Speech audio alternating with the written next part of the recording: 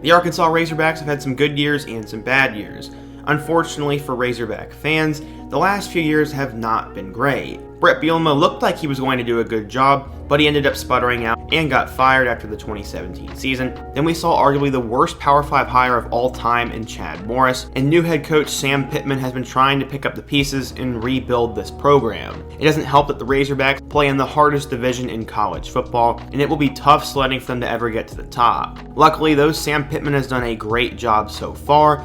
The team had a promising 2020 season, and looking ahead to 2021, it looks like things are on the uptick. In today's video, we're going to preview the Arkansas Razorbacks, go through their schedule, their roster, their depth chart, and all the major storylines, so you can learn everything you need to know about this team. But right before we get into it, we are now on the road to 100K, and 80% of you guys are not subscribed, so be sure to hit that button, as you won't want to miss out on all the great content I have coming for you this college football season. Now, without further ado, let's talk about Arkansas football. As we always do in our preview series, let's go back to 2020 and see how Arkansas football did last year. Expectations were low as they were picked to finish last in the SEC West and 13th in the conference, only in front of Vanderbilt. The biggest change going into last year is that they were going to have quarterback Felipe Franks. The quarterback spot had been an issue the last couple years for the Razorbacks, so he brought some stability to the position, and it definitely helped the team. They also returned All-SEC player Rakeem Boyd, but he did not have that great of a year. They opened up the season against number 4 Georgia, and at one point they were winning this game, and that's when everyone immediately knew that the tides were turning in Fayetteville. They ended up losing though, but it was still a great start. The following week they showed how far they had come, as when they played against number 16 Mississippi State, they won 21-14. This broke a long SEC conference game losing streak. I remember being super happy for Arkansas. The following week, they would lose to number 13 Auburn, but they got absolutely screwed as there was a controversial play with Bo Nix that should have gone the Razorbacks' way. They would rebound though, as they would beat Ole Miss, and that win would get even better as the year went on. At this point, they were 2-2 going into their matchup with number 8 Texas A&M, and in the Southwest Classic, they ended up losing 42-31. But just like they did previously, when they lost, they got back up, and they went back home and beat Tennessee. At this point, they were 3-3, and just going 500 would have been absolutely huge for them. The first game was very difficult though, as they would go on the road to number 6 Florida, and they lost 63-35, as they could just not stop the Gators' offense. The following week, they'd play against LSU, and in a thrilling game, they ended up losing 27-24. Now, they were 2 games below 500, and they would have to beat Missouri and Alabama if they wanted to go 500. They had a lead almost the entire time in the Missouri game, and they even had a miracle 2-point conversion, and it looked like they were going to win. Unfortunately, the defense could not get Mizzou off the field, and the Tigers would kick a game-winning field goal, and Arkansas would lose by 2. This was a very difficult game for Razorback fans, and it did not help the following week as they lost 52-3 to Alabama. The team ended up going 3-7, but it felt like they were much better than their record showed. It was a good first year under Pittman, but now they lose both Rakeem Boyd and Felipe Franks. Thankfully, they have a lot returning, and let's first talk about that quarterback spot.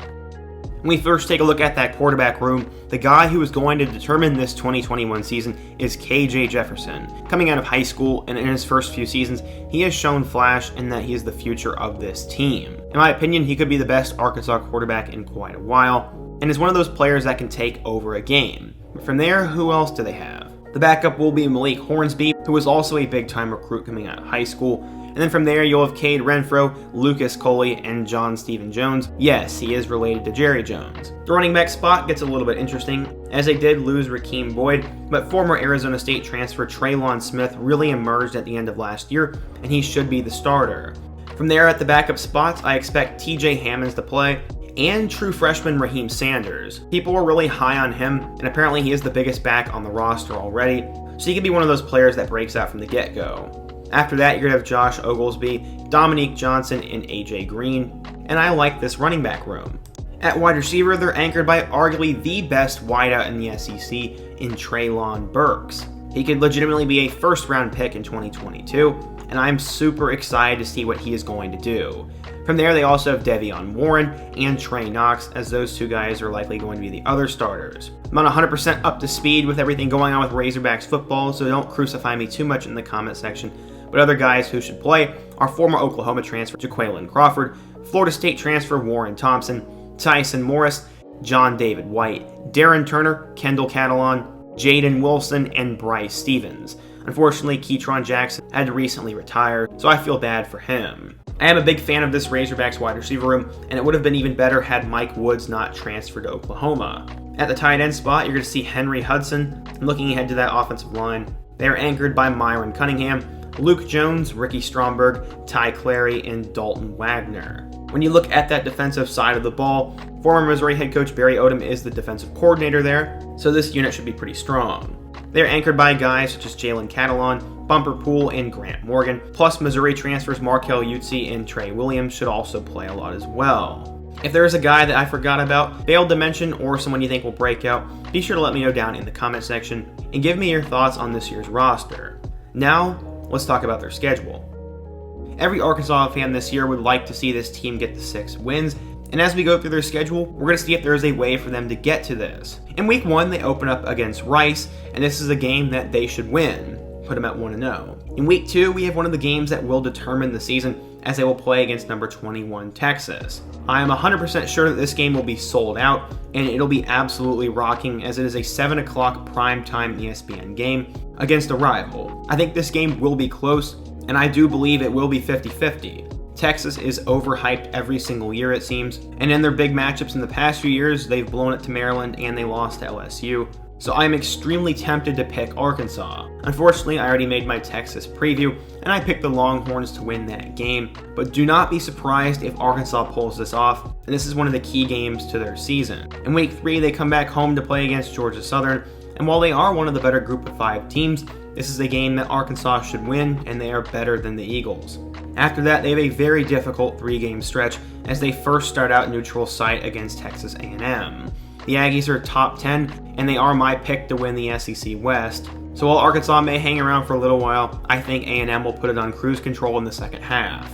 They don't get any easier from there as they go on the road to number 5 Georgia in week 5, and just like that A&M game, Georgia is my pick to win the SEC East, so I see no way Arkansas wins this game. At this point, they are 2-3 going into their road matchup with Ole Miss, and I am very high on the Rebels. I think Matt Corral is going to be one of the most fun players to watch in all of college football, and Jerrion Ely is going to be a lot of fun as well. But the huge question is, who's going to step up at wide receiver, and will that defense play alright? If it is a shootout, I will give the nod to Ole Miss, but if Arkansas's defense shows up and Ole Miss's defense doesn't, I can see Arkansas pulling a shocker and winning this game on the road.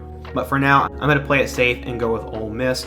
And the next few games are crucial for Arkansas if they want to make a bowl. At this point, they have 2 wins going into their home matchup with Auburn, and after how last year's game went with that whole Bo Nix scenario, and with Auburn losing their top 2 wide receivers and having a new coach, I'm going to pick Arkansas in this game in a 50-50 one, and that'll get them to their 3rd win. From there, they play Arkansas Pine Bluff at home, which will get them to win number 4, and then they have a home matchup with Mississippi State. This is an absolute must-win game, as they will have to win 2 of their last 4 matchups, and their 2 games after that are not easy. I think the air raid will be a little bit difficult, but I don't think Mike Leach is quite there yet, and after how the Bulldogs did at the end of last year, I have a little bit more confidence in Arkansas than I do Mississippi State, and with this game being at home, this gets Arkansas to their 5th win. From there, they go on the road to number 16 LSU, and while I am a little bit worried about some spots for this LSU team, I think by this point in the year, all of their talent will develop, and they will be a legitimate top 25 team, so I don't see Arkansas winning this game on the road. After that, unfortunately, they have to go play against Alabama, and since Nick Saban has been at the helm, they have never beat the Crimson Tide, and that will not change. At this point, the Razorbacks are 5-6 going into the Battle Line rivalry game with Missouri. This series has been pretty close the last few years, and Missouri has won by game-winning field goals a couple of times. I think last year's matchup is fresh in their minds, and with them desperately trying to get to a bowl game, I could see Arkansas playing their best football right now. This game is also at home, and while I am personally a Mizzou fan and I'm pretty high on this year's Tigers team, I had them going 7-5 and losing to Arkansas, so obviously I have Arkansas winning this game and getting to 6 wins. Either way though, I think the Mizzou-Arkansas game will be really fun and a great way to finish off this regular season. It will make a bowl game and will finish with a 6-6 regular season record. From there, I would have to see their matchup in order for me to pick if they would win their bowl game or not, but just getting to that bowl game would be absolutely huge for this Arkansas program and head coach Sam Pittman. So as we relook at the schedule, there are 5 games that are going to determine this season. The first one is that home matchup with Texas, which I could see them winning.